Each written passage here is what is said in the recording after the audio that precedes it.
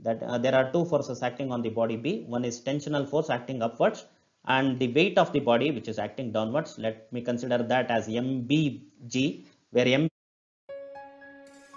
Namaste dear students, welcome to our YouTube channel Master Physics Academy. By learning physics here, you will master physics. Happy learning. Enjoy this video. A chain consisting of 5 links, each of mass 0.1 kg, is lifted vertically with a constant acceleration 2.5 meter per second squared as shown in the figure. The force of interaction between the top link and the link immediately below it will be. So they are asking to find the force that exists between the first link and the second link. And remember, the chain is pulled up with a constant acceleration equal to 2.5 meter per second square. So what we need to calculate here is the apparent weight of the 4 links below the first link. So what is the formula for apparent weight when the body is pulled or pushed to upward direction? It is going to be mass of the body into G plus A, where A is the acceleration with which it is pulled up. Then what is a mass of the 4 links? It is equal to 4 into mass of each link into G plus A. Let us substitute now. So 4 into mass of each link is given as 0.1, and the G value I am going to take it as 10. It is not mentioned anywhere in the numerical, so better to take 10, plus acceleration with which it is pulled up is given as 2.5. So what do we have is 12.5 into 4 is 25 plus 25, that is 50. 50 into 0.1 is 5 Newton. So there is no answer which says the weight of the 4 links below will be equal to 5 Newton, but there is an answer very nearer to it, which is option B, 4.92 Newton. Maybe they have taken G value equal to 9.8 meter per second square. So the answer for this question is option B, 4.92 Newton. A jet of water with a cross-sectional area A is striking against a wall at an angle theta to the horizontal and rebounds elastically. If the velocity of water jet is V and the density is rho, the normal force acting on the wall is. Let us consider this as the wall, and a water jet is striking the wall at an angle theta to the horizontal like this. It is given that the rebounds of water jet is elastic, hence the angle of reflection should be equal to theta. So let us divide the motion of water jet along x-axis and y-axis separately. So let us consider this as x-axis and the vertical to be y-axis. So if you consider motion along x-axis, what do we have? The initial velocity of the water jet will be equal to V cos theta, and the final velocity along x-axis will be equal to minus V cos theta. Then what is the change in velocity along x-axis? It is going to be 2V cos theta. I can just ignore the negative sign here, which is going to tell about the direction. Then what is the change in momentum along x-axis? It is going to be m times change in momentum along x-axis. Finally, I can write that as 2 times mv cos theta. Now the force that is acting along x-axis will be equal to change in momentum divided by time taken for that change, right? So this is the formula I need to consider. So what is change in momentum here? 2mv cos theta divided by delta theta. Here 2 is constant, v is constant, and cos theta is constant. What is changing with respect to time is only the mass that is striking the wall. So we need to figure out mass rate of water that is striking the wall. How to estimate that? It is simple. See, we know that A into V, that is area of the, here area is given as small a. So area of the pipe, area of cross section of the pipe into velocity of the water jet will give the volume rate of flow. That means what volume coming out of the pipe per second, that is given by A into V. If you multiply that with the density, you will get mass rate of water coming out of that pipe. So m divided by delta T can be substituted by A V rho. So that means 2V cos theta into A V rho. So just simplifying this, we will be getting 2 times rho A V square cos theta. So that is the force acting along x-axis on the wall. But if you consider change in momentum along the y-axis, so what we will be getting is, see, the initial velocity along y-axis will be minus v sin theta since it is directed downwards, and final velocity along y-axis will be equal to, again, that is minus v sin theta. So change in velocity is 0, hence the change in momentum will also be 0 in this case. There is no force acting along y-axis. It is going to be 0 again. Therefore, the net force acting on the wall will be 2 times rho A V squared cos theta. So we need to pick up this answer, which is given in option A. A block can slide on a smooth inclined plane of inclination theta kept on the floor of a lift. When the lift is descending with a retardation A, the acceleration of the block relative to the incline is. See here, there is an inclined plane on which a block is present. If the inclined plane is at rest, we know that the acceleration with which it is going to come down will be equal to g sin theta. If anything is happening with the inclined plane, say it is accelerating up or accelerating down, then g has to be replaced by apparent value of g. If the acceleration of the lift is upwards, then g dash will become equal to g plus a. If the acceleration of the lift is downwards, then the g dash value is to be taken as g minus a. Now it is given that lift is moving down, and you should not get confused with that. Motion is downwards, that is very clear in the given question, but it is retardation. That means its velocity go on decreasing as the lift is moving downwards. That means acceleration will be opposite to the velocity. Since the velocity is decreasing, acceleration acting on the body will be opposite to the direction of velocity. So the g dash value here, it is to be taken as g plus a. Don't forget this, because you may get confused with the motion of the lift. Since it is downwards, you may think that acceleration is acting downwards. You should not do that mistake. So here the acceleration is upward since the velocity go on decreasing. Therefore, the relative acceleration of the block with respect to the inclined plane will be equal to g plus a into sin theta as given in option B. Here there is a smooth surface on which a block A is present. The coefficient of friction between these two surfaces will be equal to 0. And the mass of body A is given as 5 kg, and above which we do have another body which is given as body B, which is equal to 3 kg in mass, and there exists a coefficient of friction between these two surfaces, that is body A and body B, with magnitude equal to 0.5. Now it is asked to calculate that what maximum force that can be exerted on body A so that A and B will not get separated. So first of all, we need to find what is the maximum force, frictional force that can exist between A and B. So that we need to figure out. So that is given by the maximum frictional force that can exist between body A and body B is given by mu times mass of the body B into acceleration due to gravity. So mu value is 1 by 2. Mass of the body B is 3 kg and G value is 10.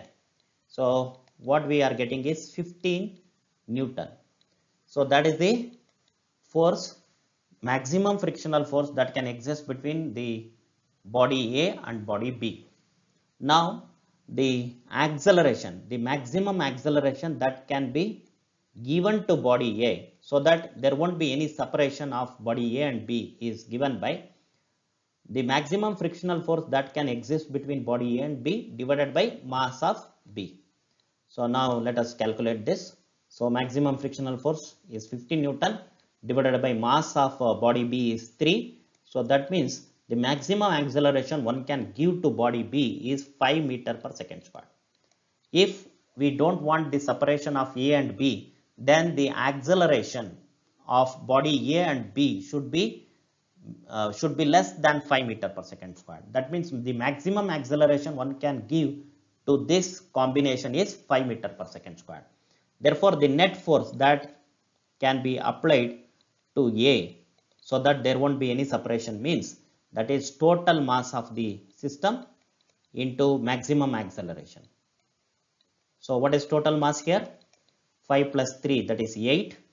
And what is the acceleration maximum? That is 5. So 8 5s is 40. So the maximum force that can be applied here is going to be 40 Newton. Or the answer is given in terms of kg weight, right? So this is 40 Newton. In terms of kg weight, it is going to be 4 kg weight. So what option we need to pick up is option C. A heavy box is thrust across a rough floor with an initial speed of 4 meter per second. It stops moving after 8 seconds. If the resisting force of friction was on an average 10 Newton, the mass of the box in kg is. So here first of all let us calculate the acceleration. The acceleration is given by final velocity minus initial velocity divided by time taken. So what is final velocity? It is going to be 0 minus of initial velocity is 4 meter per second divided by time. Divided by time is 8 seconds as already told. So it is going to be minus 1 by 2 meter per second square. So that is the acceleration acting on the body. Now to calculate mass, what do we have is the average force acting on the body divided by acceleration according to Newton's laws of motion. Then just substitute the value of force which is given as 10 divided by, I'm just considering the magnitude of acceleration which is 1 by 2. Then mass of the body will be equal to 20 kg. So the correct option is option B. A car turns a corner on a slippery road at a constant speed of 10 meter per second. If the coefficient of friction is 0.5, the minimum radius of the arc in meter in which the car turns is. So the centripetal force required for this kind of a motion is given by mv squared by r, where m is mass of the car, v is speed of the car with which it is taking the turn, and r is the radius of the arc. So that should be provided by the frictional force that is existing between the tire and the road, which is given by mu mg, where mg stands for normal reaction, right? So now we need to solve for r, which is going to be v squared divided by mu g. So let us substitute the values of v, that is 10. So 10 squared will be equal to 100. The mu value is given as 0.5, that is 1 by 2 into g is 10, right? So what it is means 100 divided by 5, which is going to be 20. So the radius of the arc will be equal to 20 meters. So answer is option A. Two blocks are connected over a massless pulley as shown in figure. The mass of the block A is 10 kg and the coefficient of kinetic friction is 0.2. Block A slides down the incline at constant speed. The mass of the block B in kg is. Let us consider a bigger diagram here. So it is given that block A is moving with constant velocity. That means acceleration of body A is 0.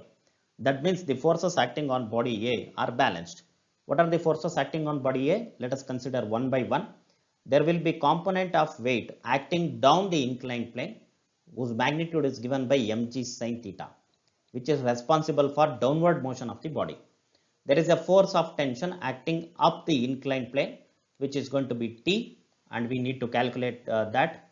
And there is a frictional force acting up the inclined plane, whose value is mu k mg cos theta.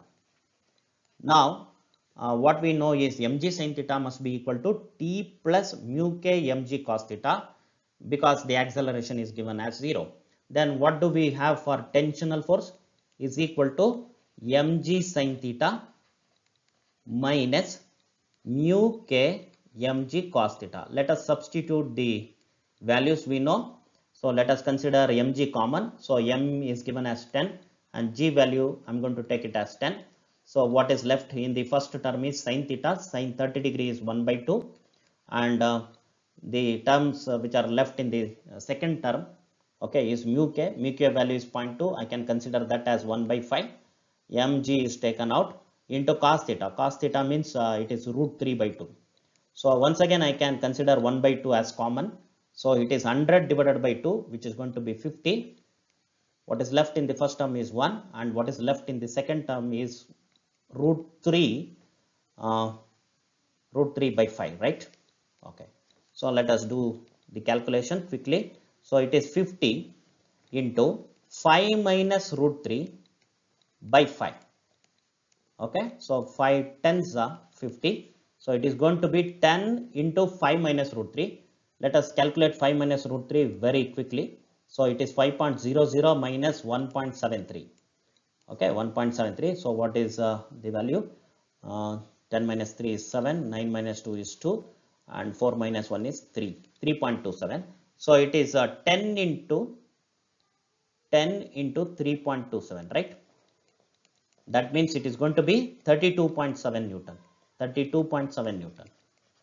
Now, since the body A is having zero acceleration, so does the body B, because they are connected by means of a single thread. Hence, the acceleration of body B is also equal to 0. That means the net force acting on the body B is 0. That there are two forces acting on the body B. One is tensional force acting upwards, and the weight of the body which is acting downwards. Let me consider that as mbg, where mb is the mass of the block B. So we came to know that mbg is equal to tension. Then what is the mb? That is mass of the block B is going to be T divided by G. We found that T value is 32.7 here, divided by G is 10. So substitute calculating this, we will be getting the mass of block as 3.27 kg, which is roughly 3.3 kg. Hence option B is the right choice. A block of mass 10 kg and surface area 1 meter squared just begins to slide down an inclined plane when the angle of inclination is pi by 4. Keeping the mass same, the surface area of the block is doubled. At what angle the block will now start sliding down? This angle pi by 4 is called as angle of repose. This is called as angle of repose. That do depend on the frictional force. And what we know is the frictional force acting on body will be independent of the surface area. Independent of surface area if the surfaces are same and the mass of the body is same. Hence, if we change the surface area keeping the mass constant and the type of surfaces in contact same, then we don't find any change in the angle of repose. It will be pi by 4 again. So the option we need to pick is option D. The work done in moving a body up a rough inclined plane through distance s is given by. So nothing is given about angle of inclination, but if you look at the options, it is clear that the angle of inclination will be equal to theta. So there is a block which has to be moved up. So now since we are moving up, okay, the frictional force will be acting downwards. There is a weight component acting downwards, which magnitude is mg sin theta. And there is one more force acting downwards. See the difference here. Once the body is sliding down means frictional force will be acting up the inclined plane. Since the body is moved up, now the frictional force will be acting downwards, whose magnitude is given by mu mg cos theta. So we are not, let us assume we are not accelerating the body, then the force what we must apply to move with constant velocity is mg sin theta plus mu mg cos theta. Mu mg cos theta. So what is the known thing about work done is the net force acting on the body dot displacement. So here the applied force will be this way, and the displacement is also same way in the same direction. Hence Fs cos theta will be equal to Fs, since theta is equal to B. Theta means angle between F and S here. Okay, so I may consider that as alpha also, because you may get confused with this angle theta, right? It is going to be Fs cos alpha, where alpha is the angle between F and S. So it is going to be 1, since alpha is 0 degree, right? So F into S. So if you do that, what the answer we are getting is mg sin theta plus mu mg cos theta into S, as given in option C. A block of mass 1 kg is at rest on a horizontal surface in a truck. The coefficient of static friction between the block and the surface is 0.6.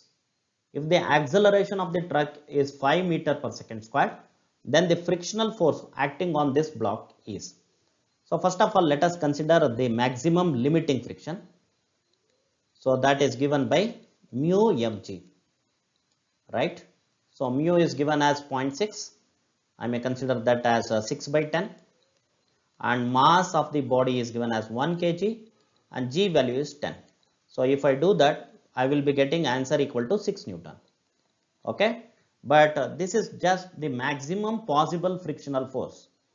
I'm not saying this is the frictional force acting on the body. This is maximum possible frictional force. But the truck is accelerating with a value equal to 5 meter per second squared.